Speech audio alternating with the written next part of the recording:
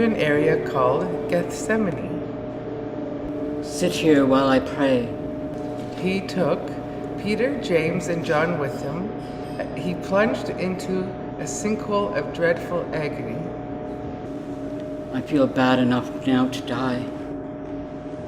Stay here and keep vigil with me.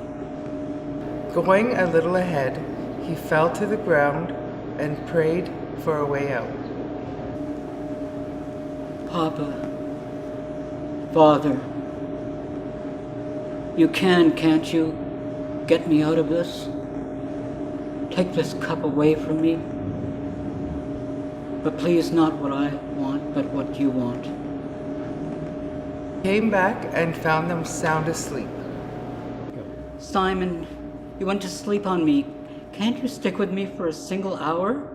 Stay alert, be in prayer, so you don't fall into danger without even knowing it. Don't be naive. Part of you is eager, ready for anything in God, but another part of you is as lazy as an old dog sleeping by the fire. He then went back and prayed the same prayer, and all the people were sleeping. They couldn't keep their eyes open. They didn't even have a plausible excuse. He came back a third time. Are you going to sleep all night? No, you slept long enough. Time's up.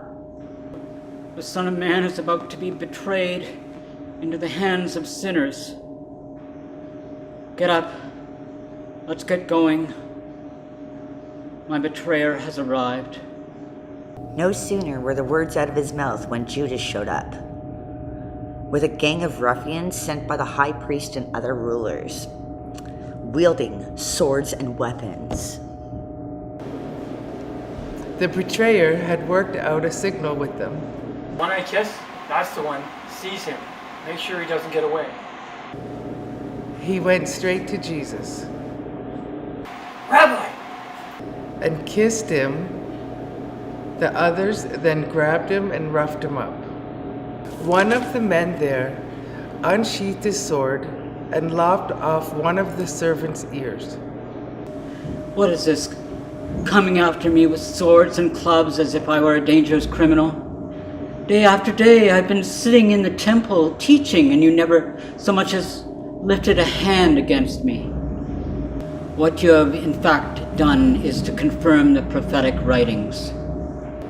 All of the disciples cut and ran. A young man was following along. All he had on was a bed sheet. Some of the men grabbed him, but he got away and he ran away naked, leaving them there holding the bed sheet. They led Jesus to the chief priest, where the high priests, religious leaders, and scholars were gathered together.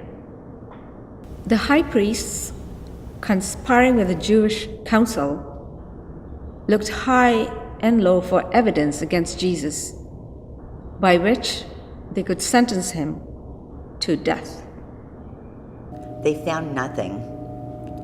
Plenty of people were willing to bring false charges, but nothing added up. They ended up canceling out each other. Then a few of the people stood up and lied. We heard him say, "I'm going to tear down this temple and in 3 days rebuild another." But even they couldn't agree exactly. In the middle of this, the chief priest stood up. Well, my good fellow, what do you have to say to the accusation? Jesus was silent. He said nothing. The chief priest tried again, asking, Are you the Messiah, Son of the Blessed? Yes, I am. And you'll see it yourself. The Son of Man seated at the right hand of the Mighty One, arriving on the clouds of heaven. The chief priest lost his temper. Ripping his clothes, he yelled, Did you hear that? After that, do we need witnesses? You heard the blasphemy. Are you going to stand for it? They condemned him, one and all. The sentence? Death. Some of them started spitting at him. They blindfolded his eyes. They hit him. Who hit you? Prophesy! The guards, punching and slapping, took him away. While all this was going on, Peter was down in the courtyard. The chief's servant saw Peter and looked at him. You are with Jesus. I don't know what you're talking about. He went out on the porch. A rooster crowed. The girl spotted him and began telling the people all around. He's one of them. He denied it again. After a short time, the bystanders asked about it again. You've got to be one of them. Now Peter got really nervous and swore. I've never seen this guy before in my life.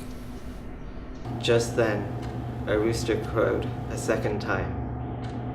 Peter remembered. Before a rooster crows twice, you'll deny me 3 times. Peter collapsed in tears.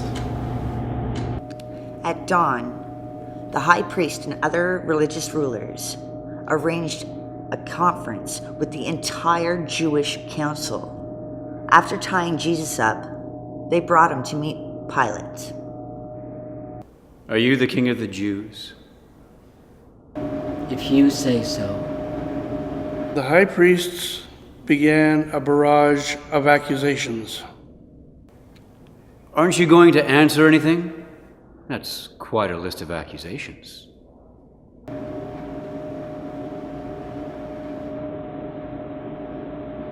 Pilate was impressed, very impressed. It was a custom at the dinner to release a prisoner. One of the prisoners was Barabbas, who had committed murder. As the crowd came up and began to present its petition for him to release a prisoner, Pilate anticipated them. Do you want me to release the king of the Jews to you? Pilate knew by this time that it was through sheer spite that the high priests had turned Jesus over to him. But the high priest by then had worked up the crowd to ask for the release of Barabbas. So what do I do with this man you call king of the Jews? Nail him to a cross. But for what crime? Nail him to a cross. Pilate gave the crowd what it wanted: set Barabbas free and turn Jesus over for the whipping and the crucifixion. The soldiers took Jesus into the palace called the Praetorium. They dressed him in purple and put a wreath made of thorns upon his head. And then they began their mockery. Bravo! This has to be the king of the Jews. They banged on his head with a club and spit on him and knelt in mock worship in front of him. When they finished their fun, they took off the purple robe and put back on his own clothes. And they marched out and nailed him to the cross. There was a man coming home from work called Simon of Cyrene, the father of Alexander and Rufus. They made him carry Jesus' cross. They nailed him to a cross and divided up his clothes and threw dice to decide who would get them. They nailed him up at 9 o'clock in the morning. His charge against him, King of the Jews, was written above his head. They crucified 2 people beside him, one to the left and one to the right. People passing along the road, shaking their heads in mock sadness. You bragged that you could tear down the temple and rebuild it in 3 days, so show us your stuff. Save yourself. If you're really God's son, come down from that cross. The religious leaders were having fun poking fun at him. He saved others, but he can't save himself?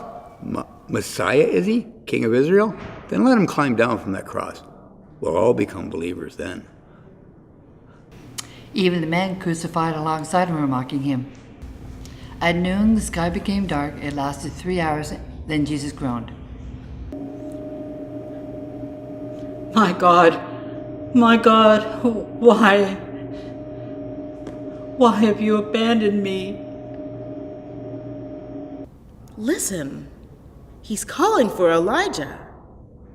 Someone ran off, soaked a sponge in sour wine, put it on a stick, and then gave it to him to drink.